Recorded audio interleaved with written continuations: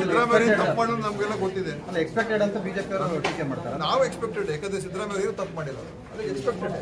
ಈಗ ಅವ್ರು ಇಡಿ IT CBI ಎಲ್ಲವನ್ನು ಕೂಡ ಬಿಡಲಿ, ಅದಕ್ಕೆ ನಾವು ಎಲ್ಲವನ್ನು ಕೂಡ ಎದುರಿಸಕ್ಕೆ ನಾವು ತಯಾರಾಗಿದ್ದೀವಿ.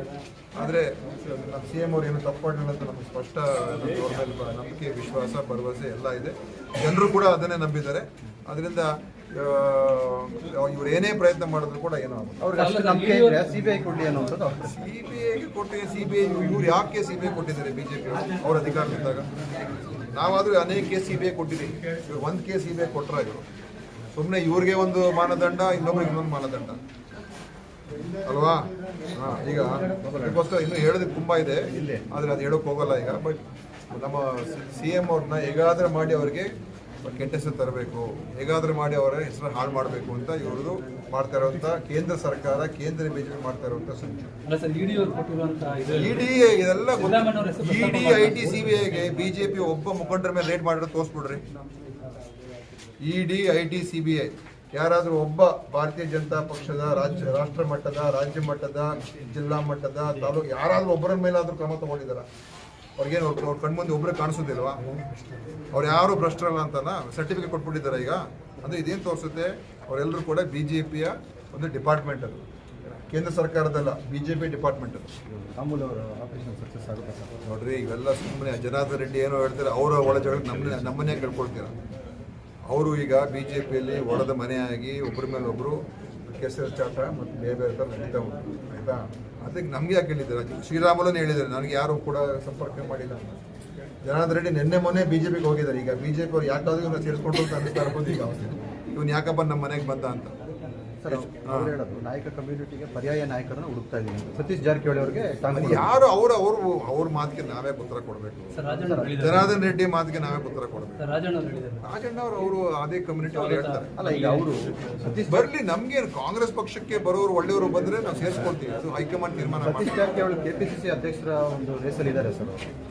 ಇವೆಲ್ಲ ರೇಸು ಅದೆಲ್ಲ ಏನಿಲ್ಲ, ಇವೆಲ್ಲ ಪಕ್ಷದ ವರಿಷ್ಠರು ತೀರ್ಮಾನ ಮಾಡ್ತಾರೆ. ಸರಿಯಾದ ಸಮಯಕ್ಕೆ ಸರಿಯಾದ ತೀರ್ಮಾನ ಮಾಡ್ತಾರೆ. ಇದರಲ್ಲಿ ಪ್ರಜಾಪ್ರಭುತ್ವ ಇದೆ, ಪ್ರಯತ್ನ ಮಾಡಿದ್ರೆ ಏನು ತಪ್ಪಿಲ್ಲ. ಅಂತಿಮ ತೀರ್ಮಾನ ಹೈಕಮಾಂಡ್. ಸ್ವಾಗತನ ಸರ್. ರಾಮನ ಬಗ್ಗೆ ನಾನು ಯಾಕೆ ಮಾತಾಡಲಿ? ಅವ್ರು ಬರ್ತಾ ಇದಾರೆ ಅಂತ ಇಲ್ಲೋ ನನಗೆ ಗೊತ್ತಿಲ್ಲ. ಸುಮ್ಮನೆ ನೀವೇ ಪ್ರಶ್ನೆ ಕೇಳ್ತೀರಾ. ನಾನೇನಾದ್ರೂ ಬಂದ್ರೆ ಪರವಾಗಿಲ್ಲ ಅಂತ ಹೇಳಿದ್ರೆ ನಾನು ಹೆಡ್ಲೈನ್ ಹೊಡೆಯೋದು ರಾಮನಿಗೆ ಆಹ್ವಾನ ನೀಡಿದ್ದಾರೆ. ಪಕ್ಷದ MLAಗಳು ಹೇಳಿಕೆ ಕೊಡ್ತಾರೆ. 11 ಜನ JDS ಅವರು ಬರ್ತಾರೆ, ಬಿಜೆಪಿ ಅವರು ಬರ್ತಾರೆ, ರೆಡಿ ಇದ್ದಾರೆ. ಇರ್ಬೋದು. ನೋಡಿ, ನಮ್ಮ ಪಕ್ಷಕ್ಕೆ ಯಾರಾದರೂ ಒಳ್ಳೆಯವರು, ಪಕ್ಷದ ಸಿದ್ಧಾಂತ ನಂಬಿಕೊಂಡು ಜನಸೇವೆ ಮಾಡೋರು ಬಂದರೆ, ದೊಡ್ಡವರೇ ಆಗಿರ್ಬೋದು, ಚಿಕ್ಕವರಾಗಿರ್ಬೋದು, ಸೇರಿಸ್ಕೊಳ್ತೀವಪ್ಪ. ಅದರಲ್ಲಿ ಯಾರೇ ಆಗಿರ್ಬೋದು. ಅದರಲ್ಲಿ ಅದೇನು ರಾಜಕೀಯ ಪಕ್ಷದ ರಾಜಕೀಯ ಚಟುವಟಿಕೆ ಅದೊಂದು ಭಾಗ ಇದ್ದೇ ಇರ್ತದೆ.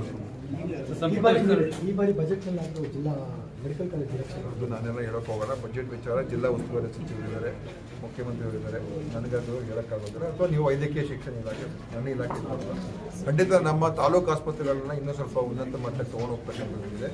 ಇಲ್ಲಿ ಮಾಲೂರು ಆಸ್ಪತ್ರೆ ಬಗ್ಗೆ ನಾನು ಒಂದು ಸಲ ಬಂದಾಗ ನೋಡಿದ್ದೆ. ಅದ್ರ ಬಗ್ಗೆನೂ ನಾನು ಪ್ರಸ್ತಾಪ ಈ ಸಲ ಬಜೆಟ್ಗೆ ಸೇರಿಸಬೇಕು ನೋಡ್ತೀನಿ ಅಂತ ಅದ್ರ ಬಗ್ಗೆ ನಾನು ಹೇಳಿದ್ದೀನಿ ಆಲ್ರೆಡಿ. ಮಾಲೂರು ಆಸ್ಪತ್ರೆದು ಇನ್ನು ಉಳಿದರೆ ಇನ್ಯಾವುದಾದ್ರು ಕೆಲಸ ಕಾರ್ಯಗಳಿದೆ, ಅದು ಖಂಡಿತ ನಾನು ನೋಡಿ. ಇವೆಲ್ಲ ನೋಡಿ, ನಾನು ಹೇಳುವಂಥದ್ದಲ್ಲ, ಇದೆಲ್ಲ CM ಕೇಳಬೇಕು.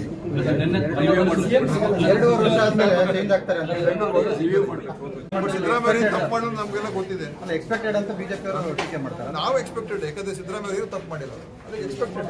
ಈಗ ಅವ್ರು ಇಡಿ ಐಟಿ ಸಿಬಿಐ ಎಲ್ಲವನ್ನು ಕೂಡ ಬಿಡಲಿ, ಅದಕ್ಕೆ ನಾವು ಎಲ್ಲವನ್ನು ಕೂಡ ಎದುರಿಸಕ್ಕೆ ನಾವು ತಯಾರಾಗಿದ್ದೀವಿ. ಆದರೆ ನಮ್ಮ CM ಅವ್ರು ಏನು ತಪ್ಪು ಮಾಡಲಿಲ್ಲ ಅಂತ ನಮಗೆ ಸ್ಪಷ್ಟ ಅವ್ರ ಮೇಲೆ ನಂಬಿಕೆ, ವಿಶ್ವಾಸ, ಭರವಸೆ ಎಲ್ಲ ಇದೆ. ಜನರು ಕೂಡ ಅದನ್ನೇ ನಂಬಿದ್ದಾರೆ.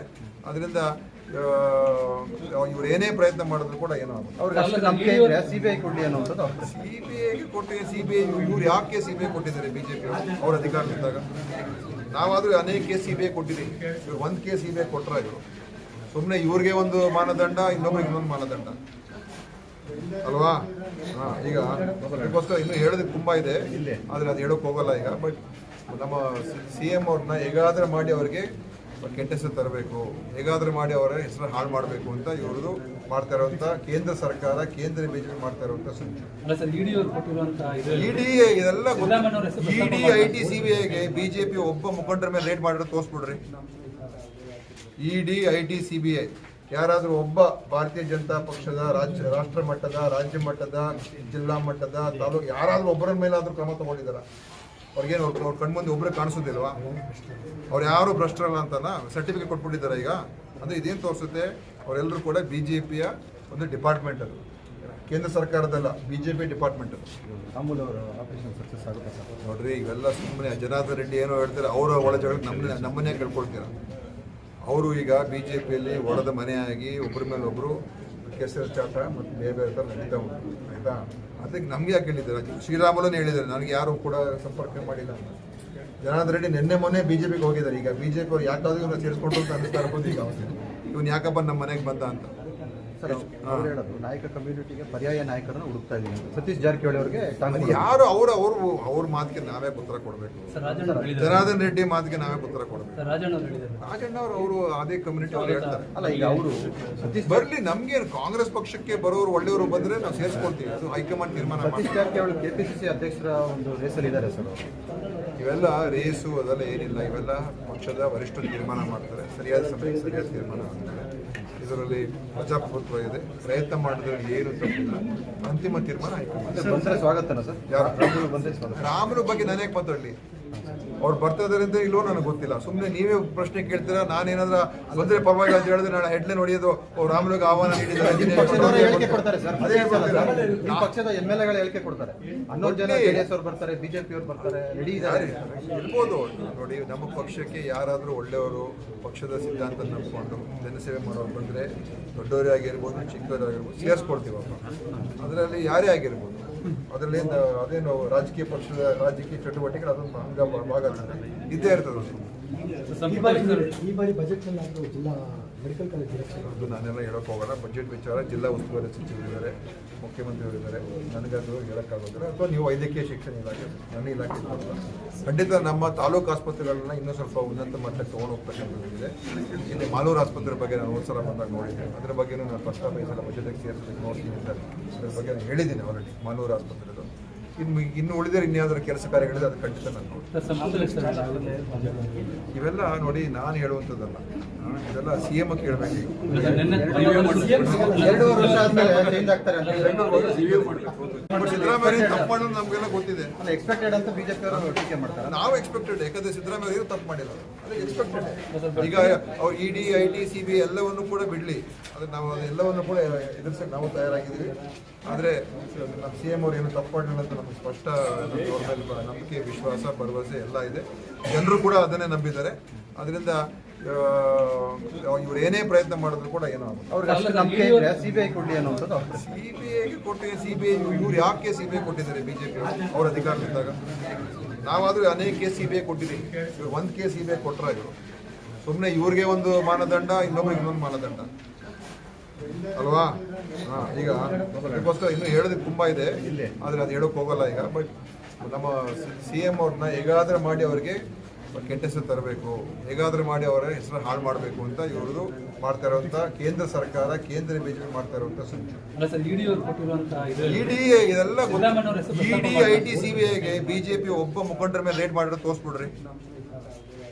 ED, IT, CBI ಯಾರಾದರೂ ಒಬ್ಬ ಭಾರತೀಯ ಜನತಾ ಪಕ್ಷದ ರಾಷ್ಟ್ರ ಮಟ್ಟದ, ರಾಜ್ಯ ಮಟ್ಟದ, ಜಿಲ್ಲಾ ಮಟ್ಟದ, ತಾಲೂಕು ಯಾರಾದರೂ ಒಬ್ಬರ ಮೇಲಾದರೂ ಕ್ರಮ ತಗೊಂಡಿದ್ದಾರ? ಅವ್ರಿಗೇನು ಅವ್ರ ಕಣ್ಮುಂದೆ ಒಬ್ಬರೇ ಕಾಣಿಸೋದಿಲ್ವಾ? ಅವ್ರು ಯಾರು ಭ್ರಷ್ಟರಲ್ಲ ಅಂತಲ್ಲ ಸರ್ಟಿಫಿಕೇಟ್ ಕೊಟ್ಬಿಟ್ಟಿದ್ದಾರೆ ಈಗ.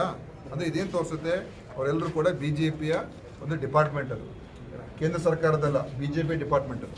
ಅಮೂಲ್ ಅವರ ಆಪರೇಷನ್ ಸಕ್ಸಸ್ ಆಗುತ್ತೆ ಸರ್. ನೋಡ್ರಿ, ಇವೆಲ್ಲ ಸುಮ್ಮನೆ ಜನಾರ್ದನ್ ರೆಡ್ಡಿ ಏನೋ ಹೇಳ್ತಾರೆ, ಅವರ ಒಳ ಜಗಳ ನಮ್ಮನ್ನೇ ಕೇಳ್ಕೊಳ್ತೀರ. ಅವರು ಈಗ BJPಯಲ್ಲಿ ಒಳದ ಮನೆಯಾಗಿ ಒಬ್ಬರ ಮೇಲೆ ಒಬ್ಬರು ಕೆಸರು ಚಾಟ ಮತ್ತು ಬೇರೆ ಬೇರೆ ಥರ ನಡೀತಾ ಉಂಟು, ಆಯಿತಾ? ಅದಕ್ಕೆ ನಮಗೆ ಯಾಕೆ ಹೇಳಿದ್ದಾರೆ? ಶ್ರೀರಾಮುಲನೇ ಹೇಳಿದ್ದಾರೆ, ನನಗೆ ಯಾರು ಕೂಡ ಸಂಪರ್ಕ ಮಾಡಿಲ್ಲ ಅಂತ. ಜನಾರ್ದನ್ ರೆಡ್ಡಿ ನಿನ್ನೆ ಮೊನ್ನೆ BJPಗೆ ಹೋಗಿದ್ದಾರೆ. ಈಗ BJP ಅವ್ರು ಯಾಕಾದ್ರೂ ಇವನ್ನ ಸೇರಿಸ್ಕೊಂಡು ಅಂತ ಅನಿಸ್ತಾ ಇರ್ಬೋದು ಈಗ. ಇವನು ಯಾಕಪ್ಪ ನಮ್ಮ ಮನೆಗೆ ಬಂದ ಅಂತ ಸರ್ ಅವ್ರು ಹೇಳೋದು ನಾಯಕ ಕಮ್ಯುನಿಟಿಗೆ ಪರ್ಯಾಯ ನಾಯಕರನ್ನು ಹುಡುಕ್ತಾ ಇದ್ದೀವಿ ಅಂತ. ಸತೀಶ್ ಜಾರಕಿಹೊಳಿ ಅವರಿಗೆ ಯಾರು ಅವ್ರ ಮಾತಿಗೆ ನಾವೇ ಉತ್ತರ ಕೊಡಬೇಕು. ಜನಾರ್ದನ್ ರೆಡ್ಡಿ ಮಾತಿಗೆ ನಾವೇ ಉತ್ತರ ಕೊಡಬೇಕು. ರಾಜಣ್ಣ ಅವರು ಅದೇ ಕಮ್ಯುನಿಟಿ ಅವ್ರು ಹೇಳ್ತಾರೆ. ಅಲ್ಲ, ಈಗ ಅವರು ಸತೀಶ್ ಬರ್ಲಿ, ನಮ್ಗೆ ಕಾಂಗ್ರೆಸ್ ಪಕ್ಷಕ್ಕೆ ಬರೋರು ಒಳ್ಳೆಯವರು ಬಂದ್ರೆ ನಾವು ಸೇರಿಸ್ಕೊಳ್ತೀವಿ. ಅದು ಹೈಕಮಾಂಡ್ ತೀರ್ಮಾನ ಸತೀಶ್ ಮಾಡ್ತೀವಿ. ಜಾರಕಿಹೊಳಿ KPCC ಅಧ್ಯಕ್ಷರ ಒಂದು ರೇಸಲ್ಲಿ ಇದ್ದಾರೆ ಸರ್ ಅವರು. ಇವೆಲ್ಲ ರೇಸು ಅದೆಲ್ಲ ಏನಿಲ್ಲ, ಇವೆಲ್ಲ ಪಕ್ಷದ ವರಿಷ್ಠರು ತೀರ್ಮಾನ ಮಾಡ್ತಾರೆ. ಸರಿಯಾದ ಸಮಯಕ್ಕೆ ಸರಿಯಾದ ತೀರ್ಮಾನ ಆಗ್ತಾರೆ. ಇದರಲ್ಲಿ ಪ್ರಜಾಪ್ರಭುತ್ವ ಇದೆ, ಪ್ರಯತ್ನ ಮಾಡಿದ್ರೆ ಏನು ತಪ್ಪಿಲ್ಲ. ಅಂತಿಮ ತೀರ್ಮಾನ ಹೈಕಮಾಂಡ್. ಬಂದರೆ ಸ್ವಾಗತನ ಸರ್? ಯಾರು? ರಾಮುಲು ಬಂದರೆ ಸ್ವಾಗತ. ರಾಮನ ಬಗ್ಗೆ ನಾನೇ ಮಾತಾಡಲಿ, ಅವ್ರು ಬರ್ತಾ ಇದಾರೆ ಅಂತ ಇಲ್ವೋ ನನಗೆ ಗೊತ್ತಿಲ್ಲ. ಸುಮ್ಮನೆ ನೀವೇ ಪ್ರಶ್ನೆ ಕೇಳ್ತೀರಾ, ನಾನೇನಾದ್ರೂ ಬಂದ್ರೆ ಪರವಾಗಿಲ್ಲ ಅಂತ ಹೇಳಿದ್ರೆ ನಾಳೆ ಹೆಡ್ಲೈನ್ ಹೊಡೆಯೋದು ರಾಮುಲುಗೆ ಆಹ್ವಾನ ನಿಮ್ಮ ಪಕ್ಷದವರು ಹೇಳಿಕೆ ಕೊಡ್ತಾರೆ ಸರ್. ಅದೇ ಗೊತ್ತಿಲ್ಲ. ನಿಮ್ಮ ಪಕ್ಷದ MLA ಗಳು ಹೇಳಿಕೆ ಕೊಡ್ತಾರೆ. 11 ಜನ JDS ಅವರು ಬರ್ತಾರೆ, BJP ಅವರು ಬರ್ತಾರೆ, ರೆಡಿ ಇದ್ದಾರೆ. ಇರ್ಬೋದು. ನೋಡಿ, ನಮ್ಮ ಪಕ್ಷಕ್ಕೆ ಯಾರಾದರೂ ಒಳ್ಳೆಯವರು ಪಕ್ಷದ ಸಿದ್ಧಾಂತ ನಂಬಿಕೊಂಡು ಜನಸೇವೆ ಮಾಡೋರು ಬಂದರೆ ದೊಡ್ಡವರೇ ಆಗಿರ್ಬೋದು, ಚಿಕ್ಕವರೇ ಆಗಿರ್ಬೋದು, ಸೇರಿಸ್ಕೊಳ್ತೀವಪ್ಪ. ಅದರಲ್ಲಿ ಯಾರೇ ಆಗಿರ್ಬೋದು. ಅದರಲ್ಲಿ ಅದೇನು ರಾಜಕೀಯ ಪಕ್ಷದ ರಾಜಕೀಯ ಚಟುವಟಿಕೆ ಅದೊಂದು ಭಾಗ ಇದ್ದೇ ಇರ್ತದೆ. ಈ ಬಾರಿ ಬಜೆಟ್ನಲ್ಲಿ ಆಗೋ ಜಿಲ್ಲಾ ಮೆಡಿಕಲ್ ಕಾಲೇಜ್ ಅದು ನಾನೆಲ್ಲ ಹೇಳೋಕೆ ಹೋಗೋಣ. ಬಜೆಟ್ ವಿಚಾರ ಜಿಲ್ಲಾ ಉಸ್ತುವಾರಿ ಸಚಿವರಿದ್ದಾರೆ, ಮುಖ್ಯಮಂತ್ರಿಯವರಿದ್ದಾರೆ, ನನಗದು ಹೇಳೋಕ್ಕಾಗೋದಿಲ್ಲ. ಅಥವಾ ನೀವು ವೈದ್ಯಕೀಯ ಶಿಕ್ಷಣ ಇಲಾಖೆ, ನನ್ನ ಇಲಾಖೆ ಖಂಡಿತ ನಮ್ಮ ತಾಲೂಕು ಆಸ್ಪತ್ರೆಗಳನ್ನ ಇನ್ನೂ ಸ್ವಲ್ಪ ಉನ್ನತ ಮಟ್ಟಕ್ಕೆ ತೊಗೊಂಡು ಹೋಗ್ತಕ್ಕಂಥದ್ದಿದೆ. ಇಲ್ಲಿ ಮಾಲೂರು ಆಸ್ಪತ್ರೆ ಬಗ್ಗೆ ನಾನು ಒಂದು ಸಲ ಬಂದಾಗ ನೋಡಿದ್ದೆ. ಅದರ ಬಗ್ಗೆನೂ ನಾನು ಪ್ರಸ್ತಾಪ ಈ ಸಲ ಬಜೆಟ್ಗೆ ಸೇರಿಸಬೇಕು ನೋಡ್ತೀನಿ ಸರ್. ಅದ್ರ ಬಗ್ಗೆ ನಾನು ಹೇಳಿದ್ದೀನಿ ಆಲ್ರೆಡಿ. ಮಾಲೂರು ಆಸ್ಪತ್ರೆದು ಇನ್ನು ಉಳಿದರೆ ಇನ್ಯಾವುದಾದ್ರು ಕೆಲಸ ಕಾರ್ಯಗಳಿದೆ, ಅದು ಖಂಡಿತ ನಾನು ನೋಡಿ. ಇವೆಲ್ಲ ನೋಡಿ ನಾನು ಹೇಳುವಂಥದ್ದಲ್ಲ, ಇದೆಲ್ಲ CM ಕೇಳಬೇಕು. 2 ವರ್ಷ ಆದ್ಮೇಲೆ ಚೇಂಜ್ ಆಗ್ತಾರೆ ಅಂತ